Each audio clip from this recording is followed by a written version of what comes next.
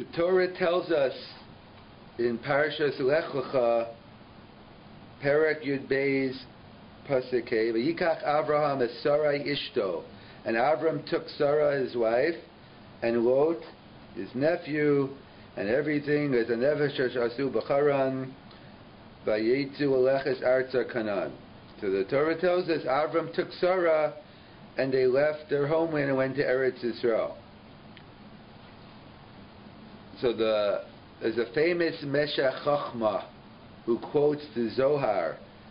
The Meshech Chochmah, quoting the Zohar, says, what does it mean, the pasuk Vayikach Avraham?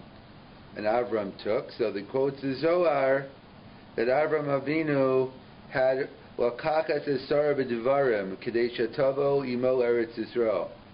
That he had to appease his wife. He had to talk nicely to get permission first from Sarah that they could leave. Because you're not allowed to force your wife to leave your hometown and go somewhere else. So therefore, Vayikach Avram took her with words. So that's the Meshech Chochmah based on the Zohar, that he couldn't force Sarah to leave. So the Meshech Chochmah asks, what do you mean he couldn't force Sarah to leave? We're all familiar with the famous Mishnah in Ksuvis. The Mishnah tells us in Ksuvis, Shakol kofin la'alos la'eretz Yisrael. That doesn't make a difference, husband or wife or husband. If one wants to move to the land of Israel and the other one doesn't, the one who does not want to move is considered the one responsible for breaking up the marriage. And the nafka mina, the practical difference is whether the husband has to pay a ksuva. If it's the husband's fault for breaking the marriage, then he has to pay a ksuva. He has to pay a certain amount of money. But if it's the wife's fault, it would be exempt. So the Mishnah writes in Ksuvis, it's the one who doesn't want to go is considered breaking up the marriage. So the Meshech Chochmah asks, so it's number one, so it's mashma from here. The Gam Bizman Avraham, I said, no, Heges mitzvahs Yishuv Eretz Yisrael. It's mashma from the Meshech Chochmah that the mitzvah of living in Eretz Yisrael applied even during his day. Why? Because the Gemara. Why does he say that? Because the Gemara tells us in Yevamos, Adaf Samach Dalet Amid Beis, Nasa Isha v'Sha'ima Eser Shanim. You live with a woman, a wife, and you don't have kids for 10 years. Yotzei v'Yiteng Tzuva. So you get a divorce, you give her a ksuba. Bizman hazeh, we'll see whether the halacha applies today. But Bizman HaGemara, if you marry 10 years, you can't have kids, so you give your wife a ksuba. So it says, even though there's not a explicit proof, but it's implied. Why? Because the Torah tells us, Bereshis Tezayin Gimel, Miketz Esher Shanim L'Shavas Avram Eretz Canaan. That the 10 years that Abraham was, in Eretz Canaan, Lamadecha, we learn out from here, She'ein Yeshivas Chutz La'aretz Ola Min HaMinyan. That we see Harei Shegam Bizman Avraham Avinu Lo Haisa Yeshivas Chutz La'aretz Min HaMinyan Mishum Mitzvah Yishuv Eretz Yisrael. So we see the 10 years that they couldn't have kids when they lived in Chutz La'aretz, that didn't count for the minyan. Implying that, obviously, if there's no mitzvah of Yishuv Eretz Yisrael, so what's the difference where they were? It must be that even during the time of Avraham, there was a mitzvah of living in Israel, and the 10 years you lived in Chutz La'aretz, you can't count because you could assume it's the sin of living in Chutz La'aretz that stops you from having kids. So if there is no mitzvah to live in Israel, so there's no problem living in Chutz La'aretz. So therefore, that's the Meshech Chochmah. So the Meshech Chochmah quotes the Zohar and says, Vayikach Avram. Avram had to convince Sarah with words. He couldn't force her to go leave her hometown and go to Israel. So the Meshech Chochmah asks, why not? The Mishnah tells us in Ksuvis Hakol Shakol Kofin Lalos. You could force your spouse to move to the land of Israel. And the Meshech Chochmah is assuming that the mitzvah of Yishuv Eretz Yisrael was applied during this time, and therefore, if that's the case, so how come Avram didn't force Sarah, he appeased her. So, right, so obviously you could just say he appeased. It's a good idea anyway to talk nicely to your wife, even if you could force her to do something. But al pi halacha, so the Meshech Chochmah answers, so he gives two answers. The first answer to the Meshech Chochmah is the Rak Avraham ayu mitzuva b'Lech Lecha. That when God said Lech Lecha, He just commanded Avram. Umeyacha v'Sarah lo nitztavasa zelo yachol Avram makofo. So the Meshech Chochmah gets a technical answer. Einachinami, if both Avram and Sarah were commanded in going to Eretz Yisrael, then he wouldn't have to force her. But since only Avram was commanded, not Sarah, therefore he wasn't allowed. That's a discussion, but is that true? But if the husband has to go, would that be enough?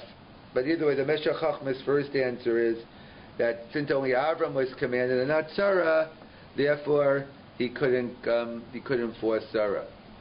The second approach of the Meshech Chochmah gets into when exactly does the mitzvah of Yishuv Eretz Yisrael, when did it actually begin? So the Meshech Chochmah answers the Amnon, the mitzvah of Yishuv Eretz Yisrael, Noageh Bizman Avram. He says the mitzvah of living in Eretz Yisrael applied even during the time of Avraham Avinu. Achein kol zeh rak but when?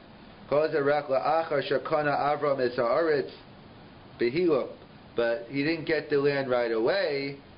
He didn't get the mitzvah right away. It was only after he walked around. Kafi shadrash, like the Gemara says in Baba Basra, Daf Kuf Amid Aleph. Ve'apasuk kum misalach ba'aret. Basically, when Avram walked around, he was kind of koneh bechazaka. Ochein bizman ahu lo yachol lichvos esara al kach. The Meshech Chochmah's second answer is no. Even Avram Avinu wasn't commanded in the mitzvah of Yishuv Eretz Yisrael yet. That was only given later on, and therefore, since the mitzvah of Yishuv Eretz Yisrael didn't apply yet, it didn't apply until later on. So therefore, both Avram wasn't commanded, Sarah wasn't commanded, and therefore, as the Zohar says, "Vayikach Avraham."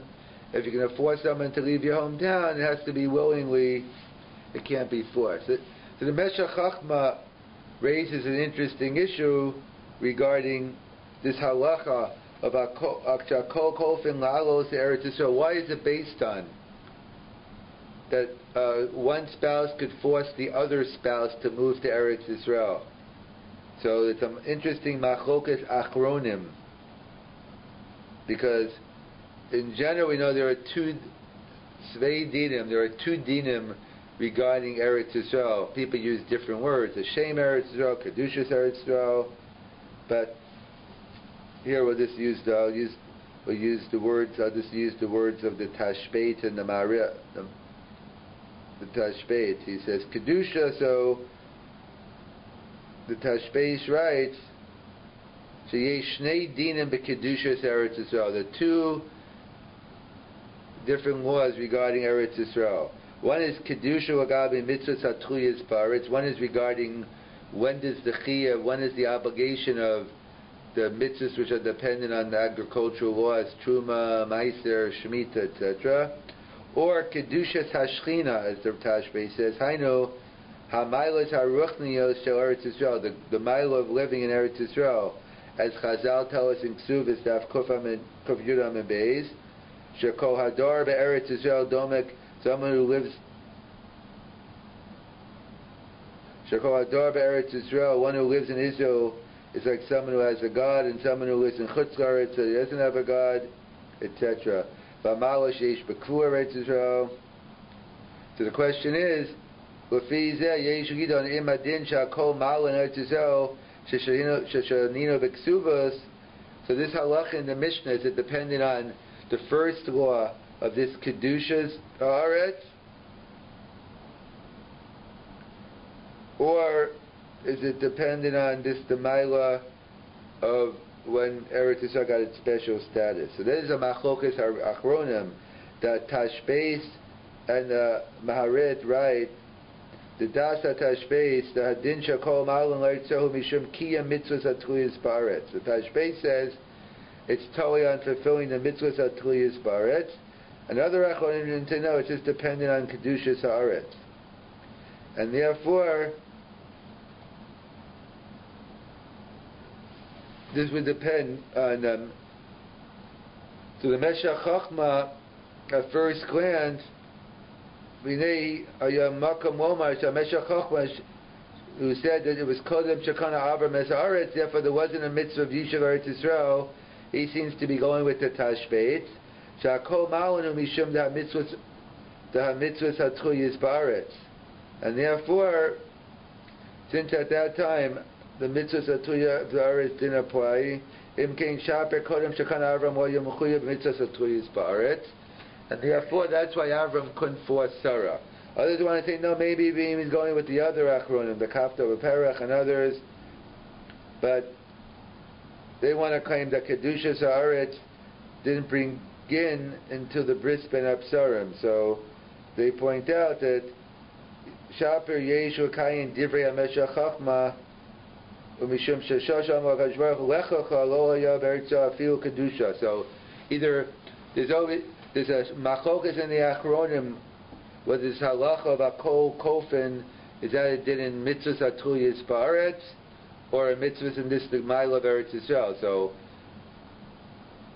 you can just answer. So the Meshach Chochma is working with the opinion it doesn't begin until Kedushas Haaretz. Therefore, there was no Kedushas Haaretz. That's why Avram couldn't force. So you want to say no, that it's dependent even on this the Ma'ila, but even that perhaps the Ma'ila of Eretz Yisrael Avram didn't get until the Bris Ben Absarim, and he didn't get it until later, and therefore at that point there was no Kedushas Haaretz regarding the Ma'ila of Eretz Yisrael, Shem Eretz Yisrael, or regarding Kedushas Eretz Yisrael, and hence that's the Pshat by Yikach Ezra Masara Yishto, that as the Meshach Chochma calls in the Zohar, Avram could enforce Sarah, but he had to appease her with words in order, because Allah is, you can't force your spouse to leave your hometown. It has to be done, Berat, it has to be done with the permission of the spouse. The Torah tells us, Vayomer Melech Sodom El Avram Tein Hanefesh Rarechush Kachlach, that Avram, after he helped win the war, and he doesn't want to take any honor. So Vayomer Avram Melech Sodom Emichut V'Atzroch Now V'Meikach V'Meikach Mechol Shalach O Samar Ani Harsharti Es Avram. I don't want anyone saying that you made me rich. So the pasuk says Emichut V'Atzroch Now. That's in pasuk Chav Gimel. If so much as a thread to a shoe strap. So Gemara and Chulin, I think Pei Gimel, Pei Daled, learns out from here in the merit of Avram not wanting to take anything. There was Zochet to two mitzvahs. In Michud is the mitzvah of Tzitzis. V'Atzroch Now is the mitzvah of Tefillin. And it's interesting to note that Meshach Chochma points out that these two mitzvahs, albeit talos, in theory we are all day, but the practice today is you wear your tzitzis all day, but you wear your talis at shacharis. And when it came to tefillin as well, we put tefillin on, again, tefillin's all day, but it's linked to shacharis. So the Gemara tells us in Brachas and Avchavav Amid Beis, different opinions whether tefillah keneged karbanas, or tefillah corresponds to sacrifices, or tefillah keneged avos. So, according to an opinion in the Gemara, Avram tikein shacharis, Yitzchak mincha, and Yaakov ma'ariv. So, the Meshach Chochma pointed out it's very fitting that the mitzvah of tzitzis and tefillin were given to Avram Avinu.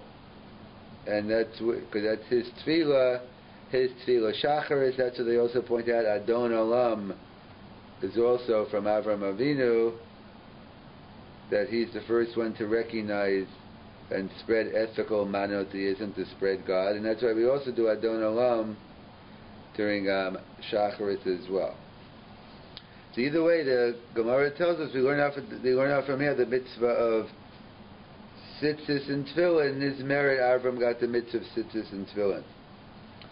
However, the question is, we learned last week, the Medrash tells us at the end of Parshas Noach, when the Torah talks about Noach coming out of the Teva, and by Yubin Yotzim in Teva, Shem Cham v'Yafes, and we know what happened. Noach planted a vineyard, Vayachal Noach Isha Adama, Vayika Karam, and Noach got drunk, and that's what the Medrash says. Look at Noach. Noach began it, and Isha Okim,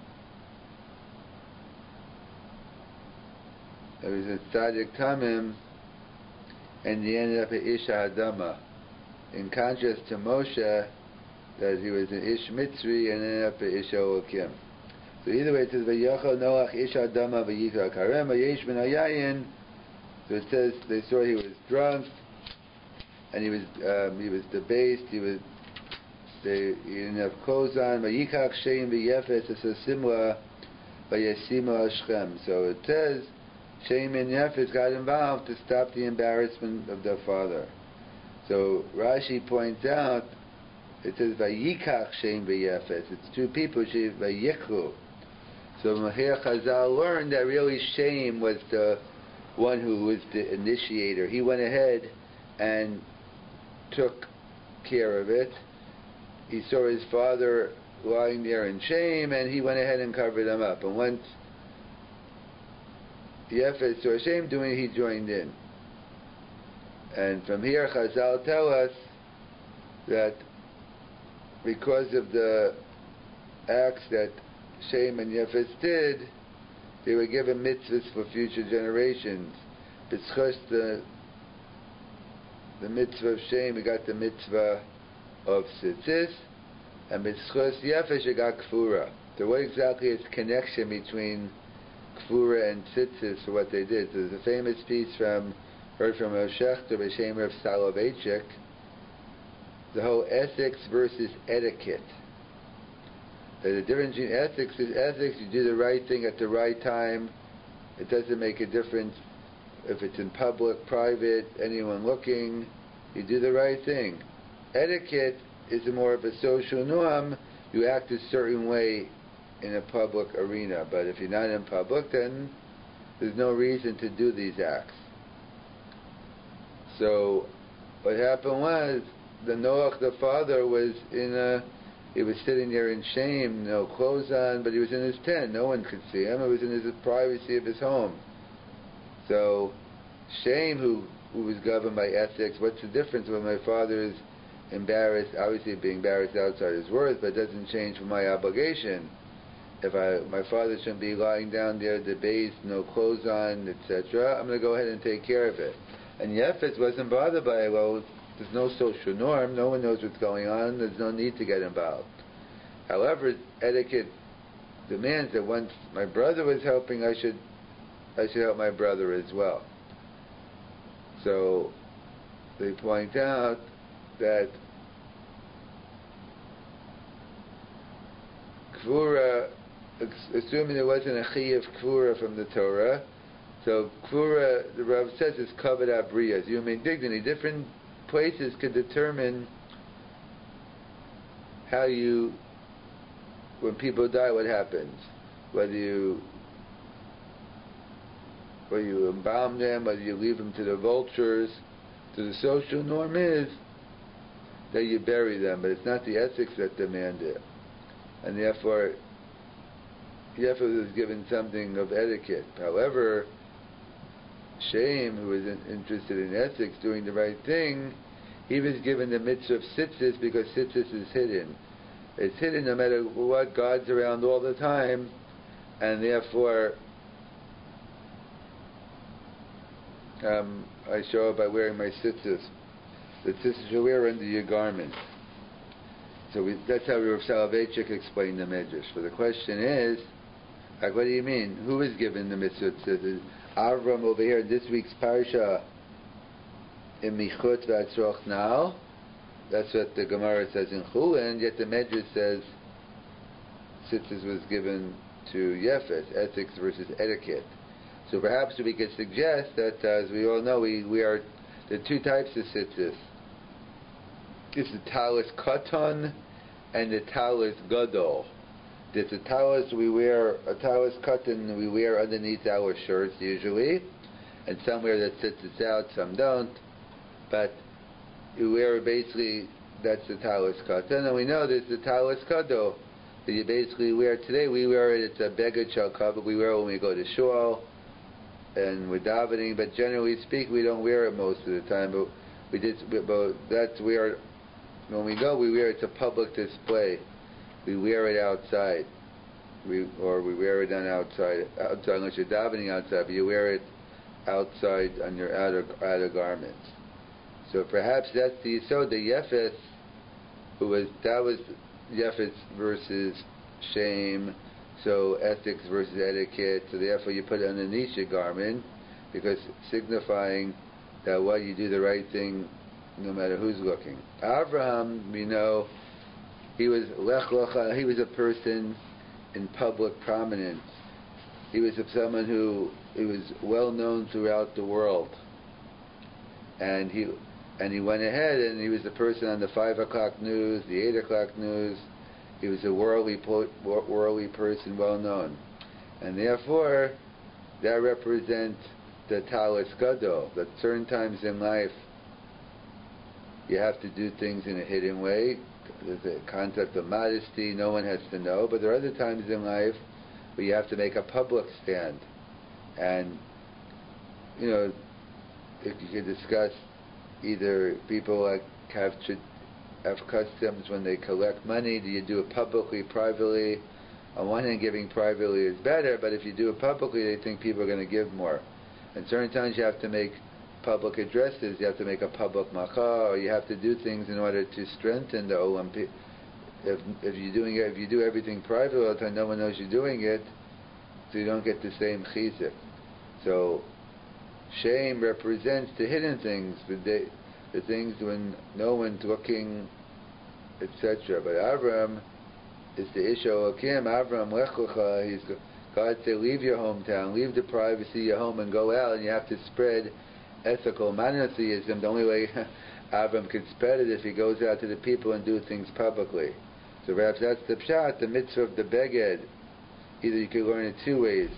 Either the beged was given to shame, and the tzitzis when you wear out, the strings part were given to Avram, or you can make a distinction between talis katan and talis gadol. But either way, shame represented the hidden things, the ethics, doing the right thing no matter what. And Avram, who had to go out and spread ethical monotheism, his job was to spread the word of God.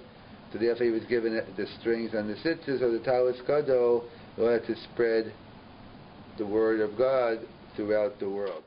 So we'll contrast a little bit Avram versus Noah. We'll combine Noah and Lech Lecha. That Avraham, as the Torah introduces us in the beginning, Lech Lecha li'artzecha, God commanded Avram to go to the land of Israel. He didn't mention it by name because, as we all know, like someone says, they have a surprise for you, a secret, and they don't want to tell you. They want to build up the interest in it. So God was, as the Maharal says, God was building up the interest. He says, don't worry about it. I'll take you to a nice land. And that was basically Eretz Yisrael. And basically Avram was involved. He was the beginning of, so to speak, Judaism. It's a discussion whether he actually was, halakhically speaking, a Jew. Who was the first Jew? In other words, before the Torah was given, did you have a concept of Jews?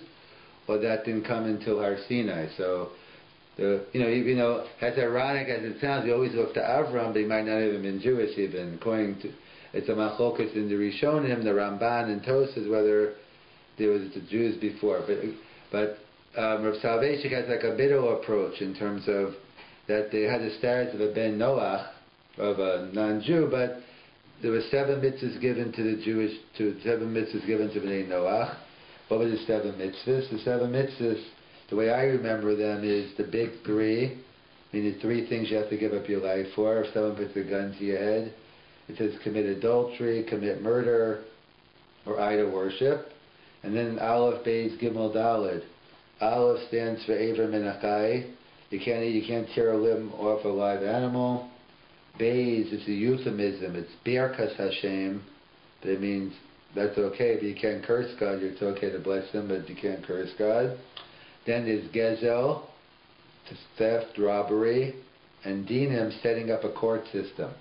So those are the 7 mitzvahs b'nei Noach. And the Rambam adds, then Avraham added the mitzvah of Milah, then Yitzchak added Tzedakah. They go through each one, Tifresh, Truma, Maisa, and the Rambam goes through the list. So basically, where do we get our Kedusha from? Where do we get our sanctity from? Asher Kedushalo b'mitzvosa b'tzivano.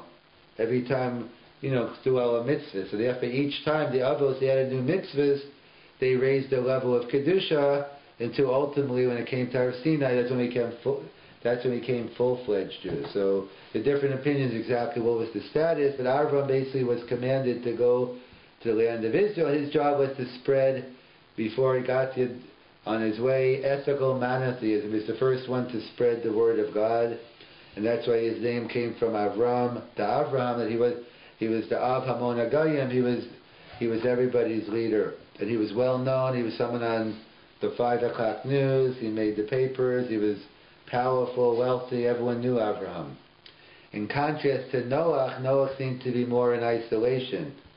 In fact, that's the whole discussion regarding Noach, is that for 120 years, God gave them 120 years to build the ark, and part of the reason was He wanted to give the people a chance to do tshuva.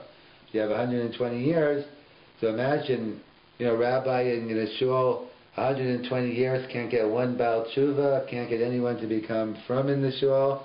He wouldn't have a job 120 years. How could it be? Noah couldn't find one person. For 120 years, he's going around, and finally, when the waters start to let you know it's coming, so 120 years, the water's rising on his knees, waist, and the pasuk says, and Noah went into the teva. So, of course, Noah went into it. He's not staying outside and dying. So what is the Torah? But the Torah doesn't tell me something redundant. So Rashi writes, he quotes the Chazal, that something amazing. It says, Noach was makante amuna. Noach was lacking in full faith. In other words, and therefore that's why he was hesitant to get into the ark. But then to God say, get into the ark. So how could that be? For 120 years he's been saying, we're going to build the ark. You have to repent. God's destroying the world. Then all of a sudden, the time comes, he doesn't believe the flood's coming. The water's already almost over his head already. So what does that mean? He was makante amuna. So there are many explanations, but the Kedushas Halevi, Lev Leidmi Barditcha, one of the Hasidic Rebbeim, he gives a psychological insight. He says, what do you mean he was makante amuna? He didn't lack faith in God. He had faith in God. He believed the flood was going to happen. But he was lacking amun in himself. In other words, he thought, maybe I don't deserve to be saved. Maybe I'm not. Maybe I'm like everyone else. It's a common thing. Unfortunately, we don't have to look too far back in Jewish history, the Holocaust. But imagine the people who, they have a chance to escape, but their whole families are being killed. Should I go? Do I want to live? Do I want to go? Imagine Noah, the choice. I mean, obviously you're going to choose life, but everyone's going to be destroyed. Do I want to go through this, live on an ark? Who knows? The fear of the unknown. It's a normal psychological thing. So he was makante amuni. He was lacking faith in himself. Maybe he didn't deserve to be saved. Well, I'm not no better than anyone else.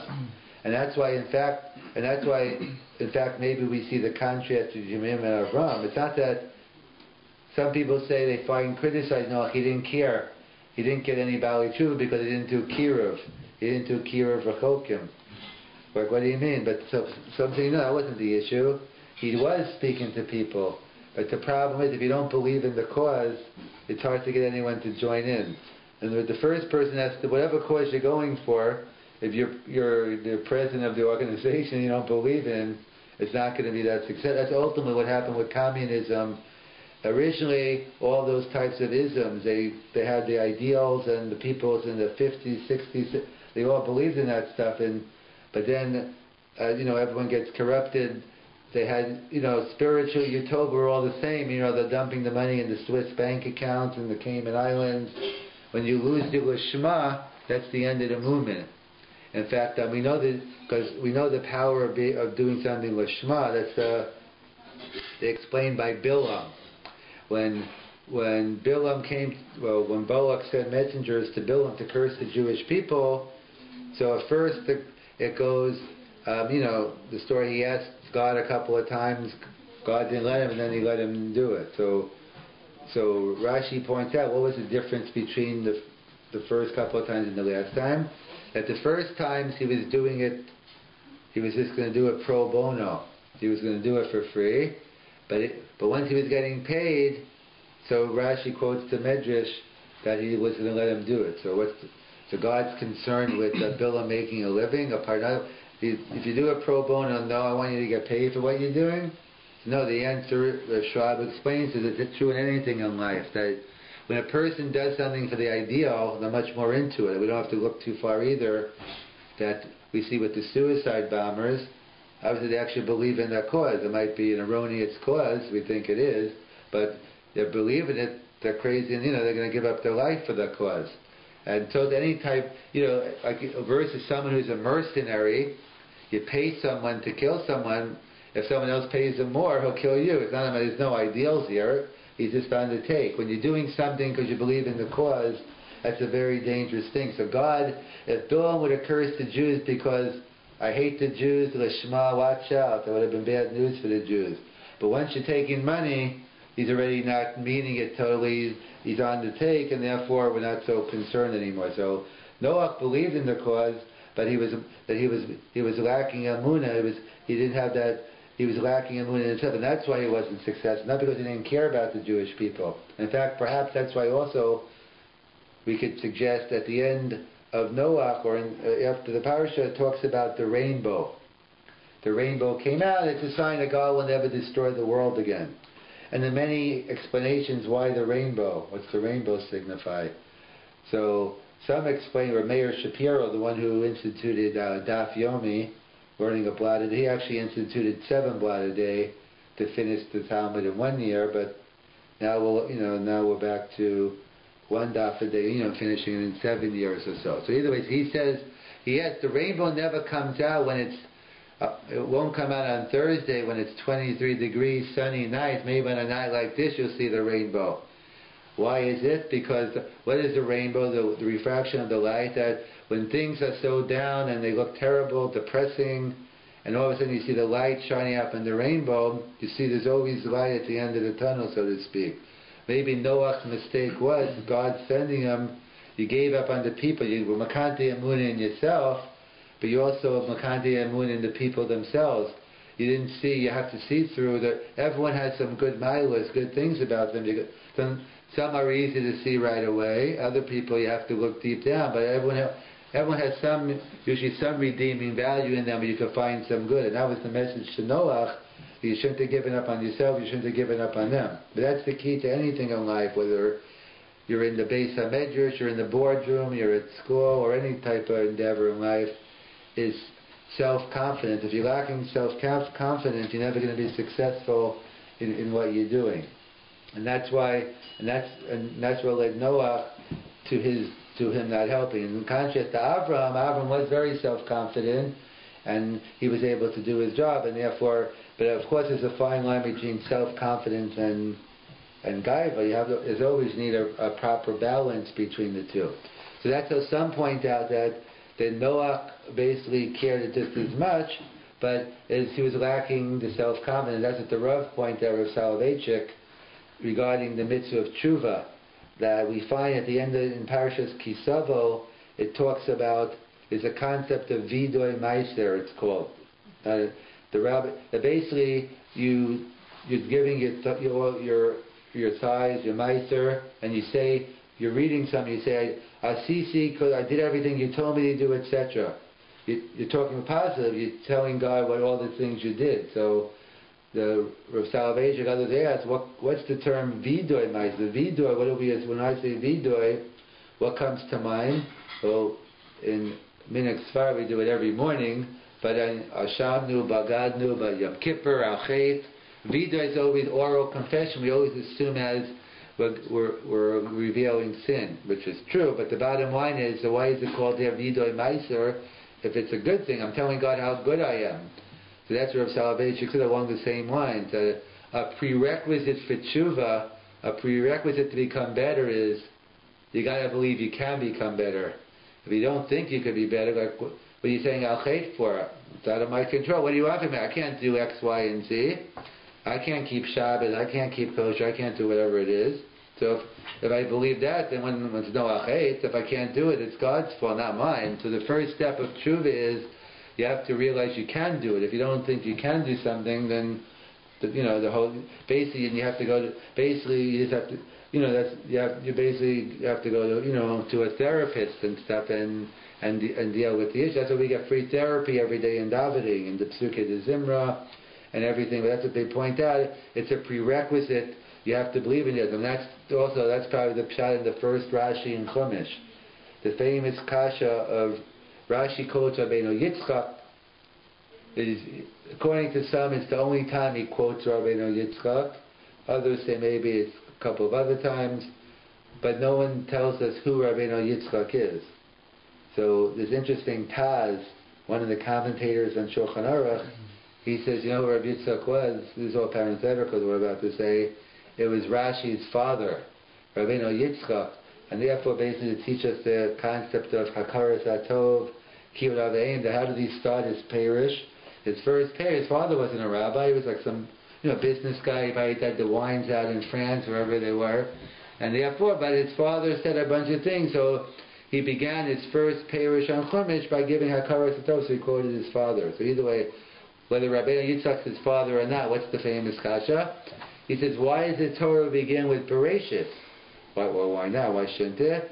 Because the whole purpose of the Torah is to fulfill mitzvahs. So why we should have began with Parashas Bo, Hachodesh Echam Rosh Chadash, that's the first mitzvah given. Well, you'll ask, what do you mean it's not the first mitzvah given? We had Pru Ravu, we have Mila this week, we're going to have Gid HaNashe, but I mean it's the first, those are mitzvahs given to private individuals. It's the first mitzvah given to the Jewish people as a whole. The mitzvah of sanctifying the new month, what we spoke about last week, Rosh Chodesh. So, why not begin with mitzvahs? So Rashi answers, Koach Maisav Higit. First Rashi talks about that he wanted, there's two parts to, people missed the first part, so I'll just tell you the second part, we'll go back to the first part. That Rashi basically says, the famous Rashi, that to teach the world that God created the world and He gave us Eretz Yisrael, and therefore that's why we're entitled to Eretz Yisrael. It's not that the Arabs are going to accept it; it's for us. It's about the Jews have to know that the land of Israel is our homeland. It's not a matter of teaching it's not a matter of teaching the other. So Rashi writes to teach us that God created the world. But people overlook in their excitement for reading that. But really, Rashi says something really different. He says, he originally gave it to the seven, originally it was given to the Zayin Amamim. And now it says, and God now, He created the world, He took it away and He's going to give it to us. But God actually originally gave it to the seven nations. And then afterwards, okay, so then Rashi says He took it away from them and gave it to us. And God can do whatever He wants, it's His world. So why in the world would He give it to the seven nations? Like why would they... In other words, what's that connection to Eretz Yisrael? Why would it be set up that way? So we see this. So Rav Kook, others point out, we see this interesting connection between the two opposites. How Tuma is attracted to Tahara, like defilement is attracted to purity. Like for instance, they point out, like why is everyone so interested in Eretz Yisrael, like the Holy Land? There's so many other places, but when the place of Kedusha, it attracts even, from Tamei places. So like, the example of Soloveitchik gives is the Gemara at the end of Makis, when the fox, there are a bunch of rabbis, Rabbi Akiva, one of them, they're walking right after the Churban Abayis, and they see the fox coming out of the Beis HaMikdash, and all the rabbis are crying, like, terrible, look how low we've gone, and Rabbi Akiva is laughing, and what are you laughing about? But just like the prophecy came true that it was destroyed, so too I know it's going to be rebuilt. So he took a positive spin. Rav Soloveitchik asked, what was the fox doing in the Beis HaMikdash? You didn't have like a fox home, you have a dog house. There are no other places for the fox to hang out. So at the point, apparently we see the fox represents the kochos atuma, and therefore somehow we see even the tuma places are attracted. They're attracted to places of kedusha, and that's why we see today. Our tiny little land of Israel, everyone wants a part of it because everyone's attracted to the Makam Kadosh of Eretz Yisrael. So either way, but the bottom line is God gave it to us and it's ours. But it's the first part of Rashi I want to focus on. So Rashi writes, part of the first answer, Koach Maisav Higiliamo, that basically he wanted to show us our kochos, our potential. In other words, God said, I really would have gave the mitzvahs first. But first he wanted to give us the whole Sefer Bereshis. Why? Because let's say you have a diamond in your backyard, but you have no idea it's a diamond, you think it's a piece of glass. So it's not going to be worth anything, you're not going to value it. So who cares? It's a glass, I mean, you're not going to pay any attention to it. If you knew it was a diamond, you'd take care of it. So too, first, before God gave us the mitzvahs, first we have to know our potential. So we go through the whole Sefer Bereshis. You could have Adam, you could have a Cain and a Hevel, you have an Avraham and a Sodom and Amorah, you have Noach and the Dor HaMabul, you have Yaakov and Esav, Yitzchak and Shmuel, Yosef and the brothers. We see that one's potential, one could reach the level of Avraham Avinu. On the other hand, you could sink to the level of Sodom and Amorah.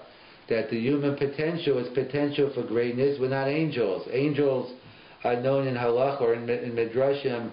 They're called like an omeid, standing, and humans are known as mahalech, holech, moving.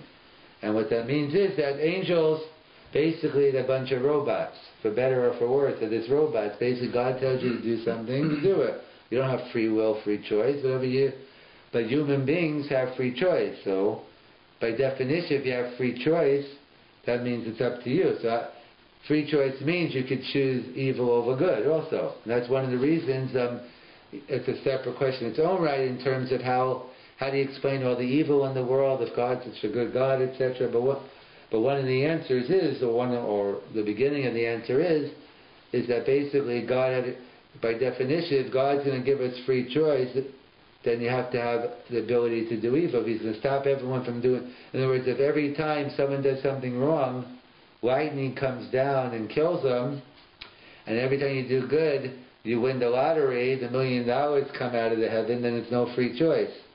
Part of free choice, you have to balance the playing field. Good people could be good and bad. So obviously, on certain times, we don't know when God intervenes and stops the evil from happening. But if you want free choice, built into free choices, you have a choice to do good or bad. And that's why, that's one of the animamin, that we believe there's going to be reward and punishment. So by definition, if we believe in reward and punishment, that means I have free choice. If I don't have free choice, I shouldn't get punished and I shouldn't get rewarded. So by definition, so that's what the whole Sefer Bereshis is all about. It tells us our potential and how great one could be in terms of Avraham Avinu, and then how low we could fall. And that's what, so that's the contrast. That on one hand we had the Noach versus Avram, that he lacked a belief in himself and therefore he didn't realize his own potential, and Avram did. But another contrast as well is, it could have been that it wasn't, some say Noach did a good thing. In other words, they're different, as always in life, there are different times. There's times to be an isolationist, there are times to spend in yeshiva, in the Beis HaMidrash, studying, learning in school, and there are other times to go out in life. It depends on your stage. It's interesting, Medrash Tanchuma, on the beginning of this week's parsha, Lech Lecha. What does the Medrash Tanchuma tell us? It tells us a halacha. It says, if you're on a trip, you're traveling, and the Zman Kriya Shema comes, it's time to say Shema. So the halacha is, it depends where you're up to. If you're middle of the first pasuk, Shema Yisrael Hashem Eloheinu Hashem Echad, then you have to stop and say that verse. But if you're already in the first paragraph, Ve'ahavta Shamochecha, then you could keep on going. You could talk and walk at the same time. So the question is, like, is what they call a medrash pliya. Like, it's a medrash that seems to be no relevance. Avram wasn't saying Kriya Shema. Like, why is the medrash halacha telling me this halacha based on the power? What does Lech Lecha have to do with Kriya Shema? So I heard a beautiful pshat from one of my Rabbeim in Hawaii, Rav Nissen Alpert Zatzal. He was a Talmud Muvak of Rav Moshe Feinstein. He lived on the Lower East Side. So he said as follows. Now the question one could ask is, when did God come to Avraham? At the bris, how old was Avraham? Was he 15, 18, 25? No, he was 70, 75. He was much older, although they did live longer then, but he was no youngster. He was 70, 75. So what's going on here? And he told Avraham to spread Lech Lecha, spread ethical monotheism, go spread the word of God around. So the question is, but it was a midbar out there. Why wait to 70, 75? Start at 25. For 50 years, like no one's learning about God. What's the wait here? You should have started earlier. So obviously, Avram wasn't ready then. So what was Avram doing his first 75 years of his life? He was working on we say Shema Yisrael, Shema Chen, we call it Kabbalas or Malchus Shamayim. He was working on his own amun, his own what they call yoke of heaven, his own fear of God. So apparently, God knew Avram wasn't ready yet. If he sent him out, it would have been a disaster. I mean, Avram would have became an idol worshiper. He would have listened to everyone. He wasn't strong enough in order to teach the words of God. So therefore, he had to wait. So he was working on his amunah for the first 75 years. So that's what the pasuk's coming to tell me, that Shema Yisrael Hashem Echad. When a person's working on their amunah, their own belief, and they can't be makante amunah, so they're not going to be successful. So then you need pure isolation. Stop. You can't walk and talk. You got to stop, focus on Shema, and then you go on. But when you reach the next level of Avas Hashem, so then you go out, and that's a question that we deal with all the time. And we still deal with it, especially now, university age or in high school age. You have NCSY. You have many other type of Kira groups and many different groups out. You have tremendous good. And you go out and you try to, whatever the group is, but it's usually non-observant people, you try to get them to appreciate the Shabbos, and they're all good things, but in life it's always the question of balance. For who should a person, maybe I should be sitting and learning now, but maybe what should I do? Should I go out? Should I go take the weekend, go to NCSY? Or you're always in life, you're always going to have those choices in life of at what point am I ready to go out and start helping others, and at what point, of course, throughout life, it's going to be a constant struggle, but hopefully on a different level.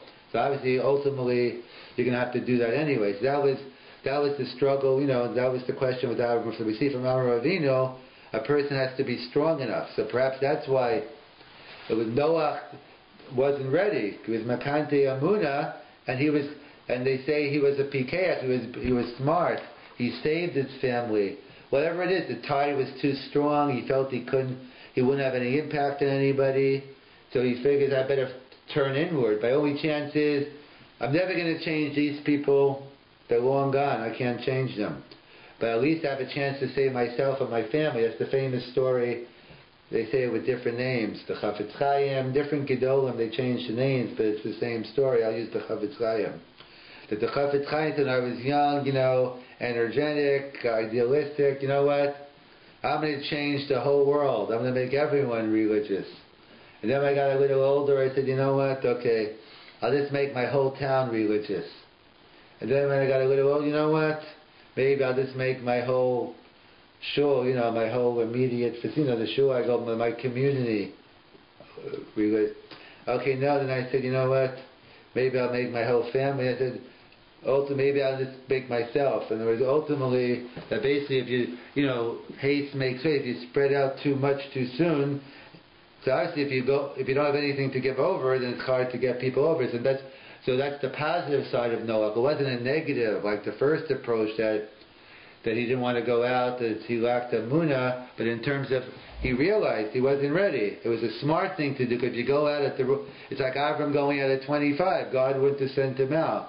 Noach realized there's a time for isolation. That's why many Midrashim people talk, they compare the Teva to like the Beis HaMedrash, to the Ark, the Mishkan, and that's what he did all those years. That's what he did during the flood time. He worked on his own, and he was Melchazek as Amunah. He got and then he was ready to go out, even though we had the incident with the wine afterwards, but he went out, and he went ahead, and he was then, after the flood, he was able to rebuild the world.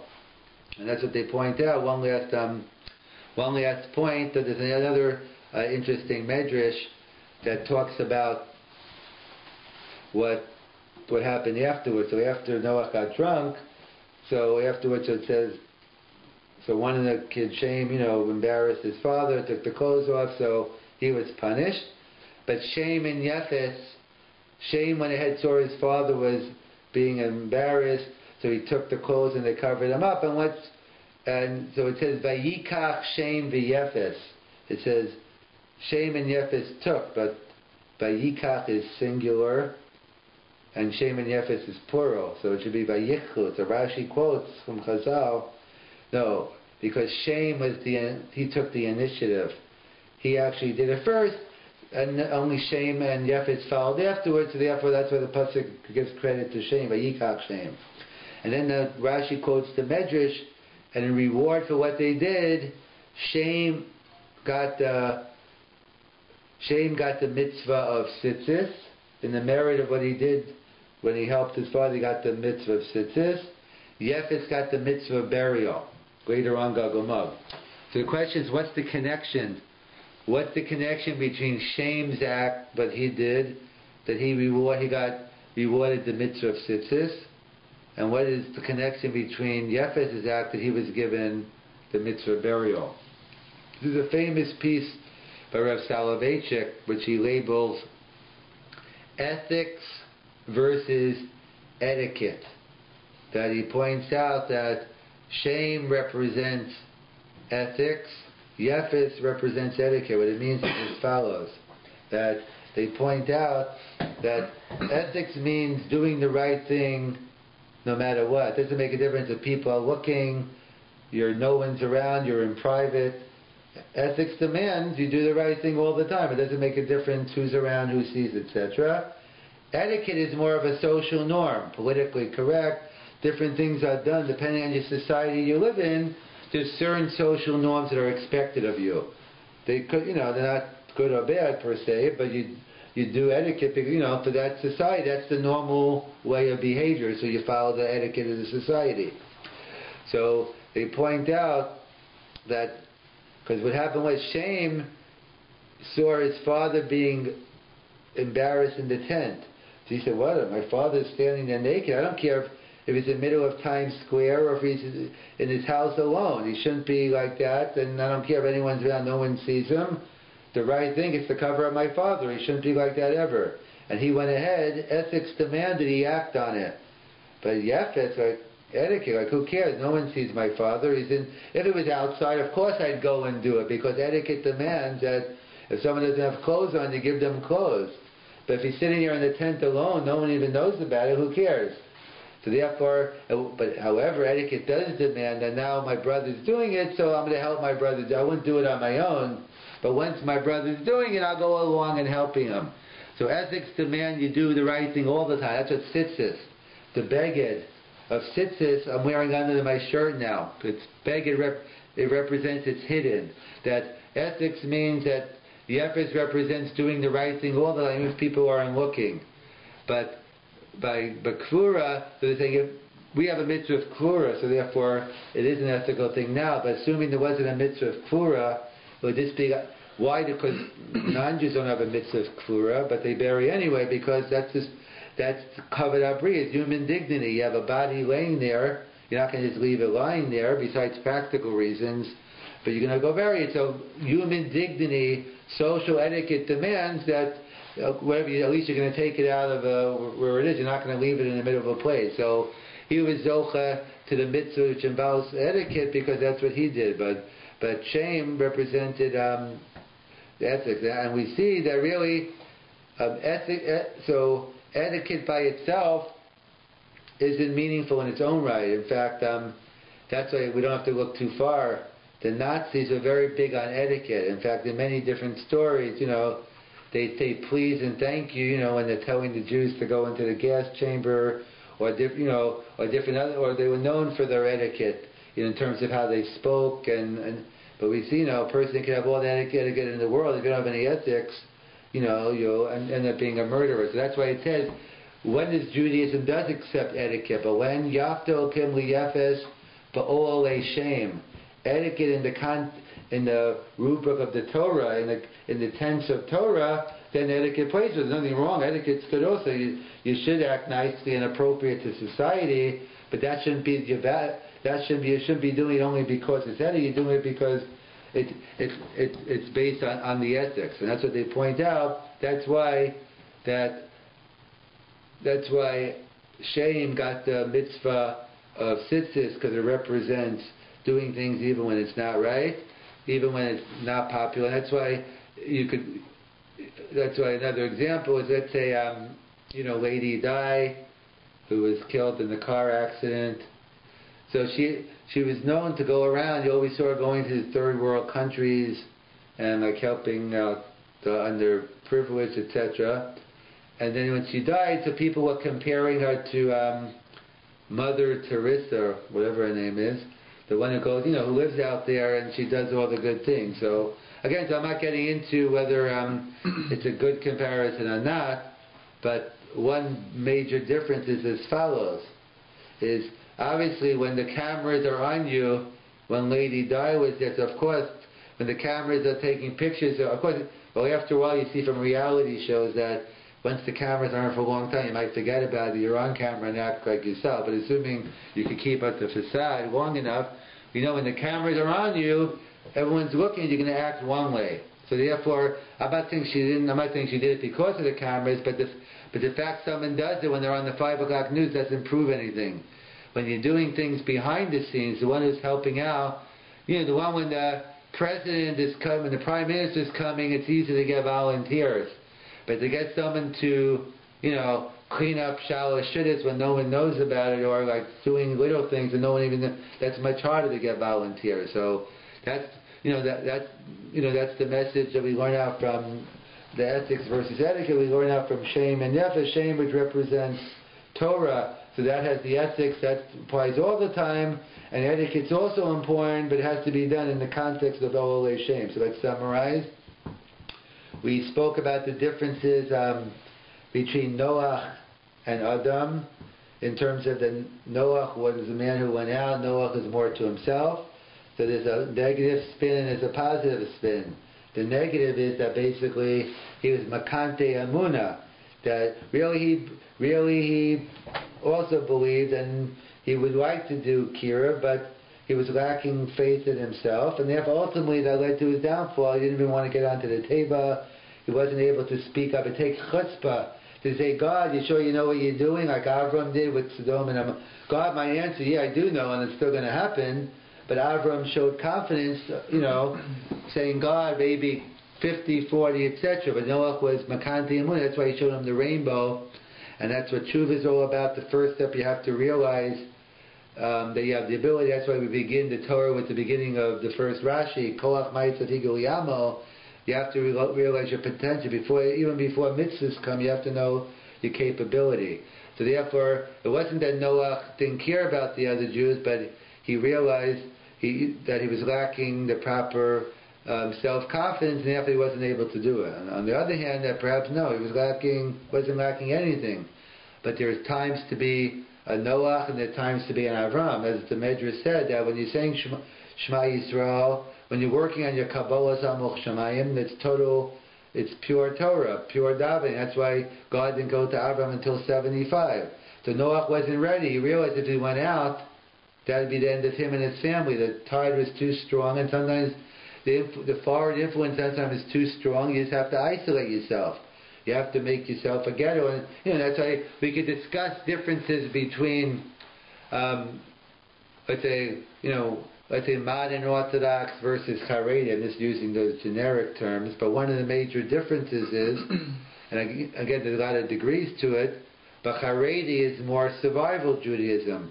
They realize that there's strong influence outside, whether all these internet, TV, whatever, and therefore they have to close themselves off. They feel and keep the Torah strong, therefore they're more insular. They take a more of a Noach approach. And so let's say the more modern world, though, that they're taking more of they're going to be out in the world, but maybe they're going to be out in the world anyway. They're going to have to deal with the realities. But the point being is, there's times for. So the Noach's approach was the correct approach. He saved himself and his family, and therefore and that's why the times in life, it depends what level you're holding. If you're working on your own self, then it's not the time to be working on others. First, get yourself stronger. Of course, you always could give meister, as Ramosha, right? It's just like you give 10% of money, you could give 10% of your time, but the focus should be on yourself. Once you've developed yourself enough, not only that, but then you'll have much more to give over. If you're always helping others and never yourself, ultimately you're not going to have that much to give over.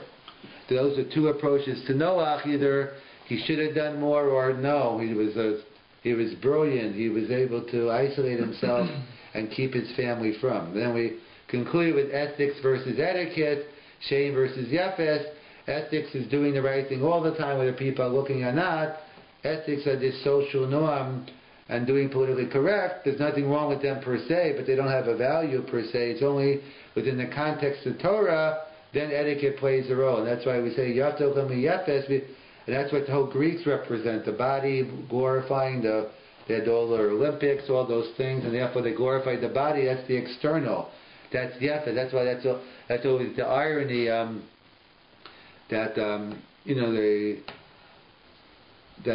terms of Chanukah, the Maccabees, in terms of the whole, it was the whole fight against them. It was more, there was the spiritual things and not, and not the physical thing, but something else. That's the difference between Yefes and Shem. It's ethics versus etiquette.